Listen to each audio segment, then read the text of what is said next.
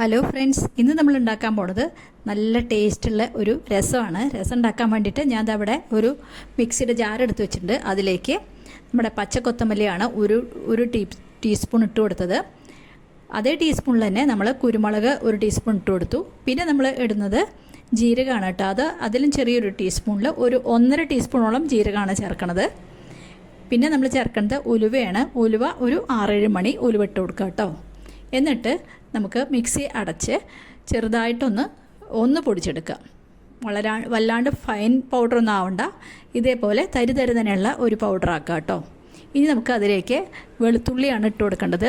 ഒരു 6-7 വെളുത്തുള്ളി, തൊലിയൊന്നും കളയണ്ട, അത് നന്നായിട്ടൊന്ന് കഴുകിയിട്ട് ചേർത്ത് കൊടുത്താൽ മതി. പിന്നെ ഒരു വറ്റൽമുളക് കൂടി ചേർത്ത് കൊടുത്തു. ഇനി നമുക്ക് അതും കൂടി ഒന്ന് മിക്സിയിൽ പൊടിച്ചെടുക്കാം. ഇതേപോലെ നമ്മൾ രസപ്പൊടി ഉണ്ടാക്കി വെച്ചു. ഇനി നമുക്ക് പുളി വെള്ളത്തിലിടാം. പുളി ഞാൻ അവിടെ ഒരു നെല്ലിക്ക വലിപ്പത്തിലുള്ള പുളിയാണ് വെള്ളത്തിലിട്ട് വെക്കുന്നത്. അത് പുളി അനുസരിച്ച് ഇടണം കേട്ടോ. ചില പുളിയിൽ വല്ലാണ്ട് പുളിരസം ഉണ്ടാവും, അപ്പോൾ അത് കുറച്ചിട്ടാൽ മതി. അപ്പോൾ ഇതിൽ നല്ലോണം പുളിരസം ഉണ്ട്, അതുകൊണ്ട് ഞാൻ കുറച്ച് ഉപയോഗിച്ചിട്ടുള്ളൂ. കുറവുള്ളതിൽ കുറച്ച് കൂടുതൽ പുളി എടുക്കുക. ഇനി നമുക്ക് എടുക്കേണ്ടത് ഒരു തക്കാളിയാണ്. തക്കാളി നമ്മൾ ഒന്ന് ചെറുതായിട്ട് മുറിച്ചെടുക്കുകയാണ് കേട്ടോ. എന്നിട്ട് അതിലേക്ക് കുറച്ച് കറിവേപ്പിലയും കൂടി ചേർത്തിട്ട് നമ്മൾ കൈകൊണ്ട് നല്ലോണം തിരുമ്പുകയാണ് ചെയ്യണത്. അത് അരയ്ക്കണമൊന്നുമില്ല, കൈകൊണ്ട് കൂട്ടി തിരുമ്പുകയാണ് കേട്ടോ ചെയ്യണത്. അപ്പോൾ കറിവേപ്പില ചേർത്തിട്ട് നന്നായിട്ട് തക്കാളി നല്ലോണം കൂട്ടി തിരുമ്പി. ഇനി മല്ലിയില ഇരിപ്പുണ്ടെങ്കിൽ അതും കൂടി ഇട്ടിട്ട് നമുക്ക് തിരുമ്പിയെടുക്കാം കേട്ടോ. അപ്പോൾ ഞാനിവിടെ കുറച്ച് മല്ലിയിലയുണ്ട്, അപ്പോൾ അതും കൂടി മുറിച്ചിട്ടിട്ട് ഒന്നും കൂടി തക്കാളി നല്ലോണം തിരുമ്പിയെടുക്കാൻ പോവുകയാണ്. അപ്പോൾ മല്ലിയില അതിലേക്ക് ചെറിയ കഷ്ണങ്ങളായിട്ട് മുറിച്ചിടുകയാണ് കേട്ടോ ചെയ്യണത്. മല്ലിയിലയുടെ തണ്ടുണ്ടെങ്കിൽ കൂടുതൽ നല്ലതാണ്, അതിന് കുറച്ചും കൂടി നല്ല മണമാണ്. അപ്പോൾ ഒന്ന് നല്ലോണം തിരുമ്പിയെടുത്തു.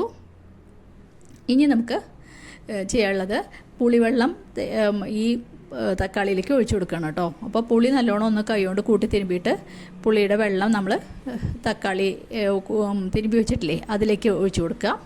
ഇനി നമുക്ക് കുറച്ച് വെള്ളം കൂടി ചേർക്കണം. അപ്പോൾ ഞാൻ 2 ഗ്ലാസ് പച്ചവെള്ളമാണ് കേട്ടോ ചേർക്കണത്, ചൂടുവെള്ളമൊന്നുമല്ല. 2 ഗ്ലാസ് പച്ചവെള്ളം ചേർത്ത് കൊടുത്തു. അപ്പോൾ എല്ലാം കൂടി ഒരു 3 ഗ്ലാസ് രസം ഉണ്ടാവും. ഇനി നമുക്ക് പാൻ അടുപ്പത്ത് വെച്ചിട്ട് അതിലേക്ക് 2 ടീസ്പൂണോളം പച്ച വെളിച്ചെണ്ണ ഒഴിച്ചു കൊടുത്തു.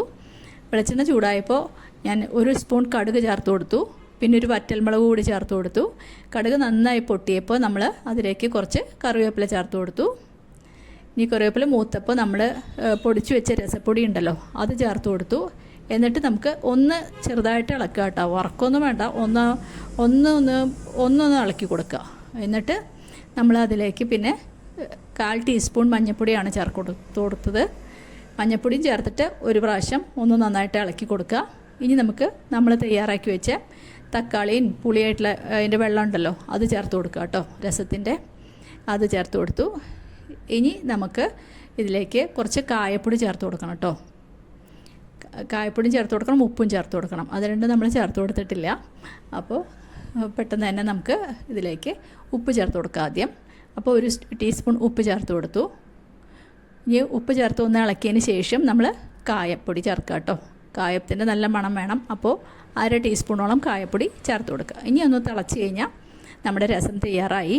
നമ്മുടെ രസം തിളച്ചു, നല്ല മണം വരുന്നുണ്ട്. അപ്പോൾ എല്ലാവരും ചെയ്ത് നോക്കണം കേട്ടോ. മഴക്കാലത്തൊക്കെ ഉണ്ടാക്കാൻ പറ്റിയൊരു കൂട്ടാനാണ് രസം. അപ്പോൾ ഞാൻ പാത്രത്തേക്ക് മാറ്റി, വിളമ്പാനുള്ള പാത്രത്തേക്ക് സെർവിങ് ബൗളിലേക്ക് മാറ്റി കേട്ടോ. രസം തയ്യാറായി. എല്ലാവരും ഇതുപോലെ രസം ഉണ്ടാക്കിയിട്ട് അഭിപ്രായം പറയണം. ആരെങ്കിലും എൻ്റെ ചാനൽ ആദ്യമായിട്ട് കാണുന്നുണ്ടെങ്കിൽ ഒന്ന് സബ്സ്ക്രൈബ് ചെയ്ത് സപ്പോർട്ട് ചെയ്യണം കേട്ടോ.